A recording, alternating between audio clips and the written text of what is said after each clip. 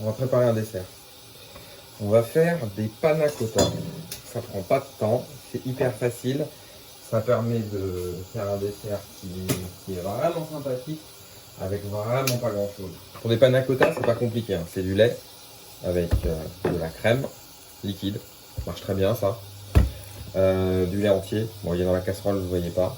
Il faut un petit peu de sucre. Voilà. On peut faire ça avec de la cassonade si on en a. Bon, là, ce sera fait avec du sucre normal. Il faut de la gélatine, 2 gousses de vanille, un petit couteau. Et puis, bon, une balance, ça peut aider. Et un fouet, c'est bien pratique. Donc, 400 g de lait. On va mettre 100 g de lait dans la casserole. Il me faut du coup 600 g de briques, 3 briques de 200 g. Il faudra 50 g de sucre, 2 gousses de vanille et 4 feuilles de gélatine. Alors le truc qu'il faut faire tout de suite, c'est prendre un peu d'eau dans une assiette creuse. Voilà, de l'eau froide. Voilà, et puis on va mettre directement les 4 feuilles de gélatine dedans pour qu'elles puissent se ramollir. Hop. Donc on a la gélatine, il faut 4 feuilles. Voilà, pour ceux qui ne savent pas à quoi ça ressemble, une feuille de gélatine, ça ressemble à ça. C'est comme du papier, donc on va mettre dans l'eau pour qu'elle se ramollisse. Donc eau froide, il nous en faut 4. Donc là on les laisse tranquillou dans l'eau pendant les quelques minutes où on va infuser la vanille dans le lait et la crème. Donc alors, simplement, j'ai le lait dans mon assiette, j'ai une petite balance. Donc là on va mettre les 3 briques de crème dans la casserole. Voilà, on met ça, casserole. Hop, on met la brique de crème numéro 1. Et en fonction de la taille de vos pots, moi j'utilise des pots à yaourt comme ça qu'on remplit, qu'on va remplir en égalisant. Et après c'est 2 heures au frais. Voilà, donc ce sera pas pour ce soir, ce sera pour demain. Mais c'est fait. L'idée de ce genre de recette, c'est d'en faire un peu plus et puis d'avoir un peu d'avance. Voilà, les enfants ils adorent. Ça prend super bien le goût de la vanille. Donc voilà, donc là on a crème, lait. On va mettre 50 g de sucre. Voilà, donc j'ai ma petite balance. Super pratique cette petite balance, hein. Donc la vanille. Bon, nous c'est faut reconnaître qu'on a de la super vanille. Ce qu'on fait, c'est qu'on va mettre les grains de vanille dans la préparation et puis on va aussi mettre les gousses. Puis on récupérera les gousses à la fin. Et parce qu'avec les gousses, bon déjà sur cette vanille là elle est comestible, mais les gousses, ce qui est intéressant c'est de les récupérer, de les faire sécher puis d'en faire de la poudre. Et ça permet de s'en servir une fois de plus. Donc voilà, on récupère la vanille, on va mettre dans la crème, hop, comme ça. Voilà, hop, donc on a raclé une vanille. Donc c'est de la vanille qui vient de la Réunion, une qui s'appelle la vanille bleue. On recommande, c'est très très bien, très très très bien.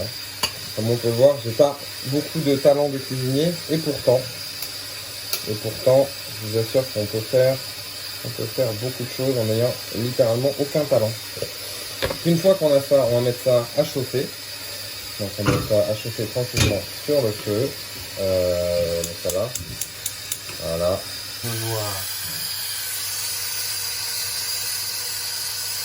Voilà, c'est un mélange crème, lait, vanille. Puis on va laisser porter ça à ébullition tranquillou bilou. Il ne faut pas mettre un... Là j'ai mis le feu un peu fort au départ. Je vais le réduire, c'est pas la peine d'agresser trop parce que le lait ça monte très vite, ça déborde de la casserole et après ça en met partout. Alors voilà, petit tips, quand c'est bientôt le moment où ça bout, on a tous les grains de vanille qui remontent à la surface. Donc là il faut continuer à mélanger et on n'est pas bien loin de la fin. La gélatine qu'on a là, donc on a nos 4 feuilles qui a bien ramolli dans l'eau. Donc on va les prendre dans une main, voilà, on les essore bien, Et là, on va juste les mettre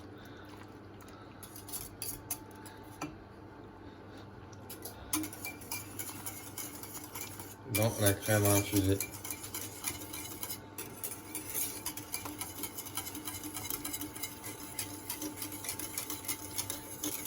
Voilà, voilà.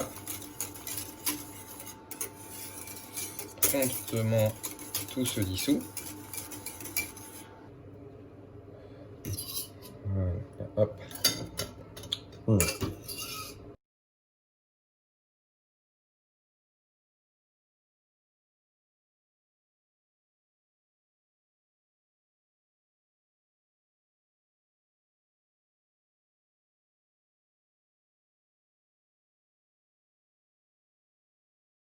Donc là, on en a rempli.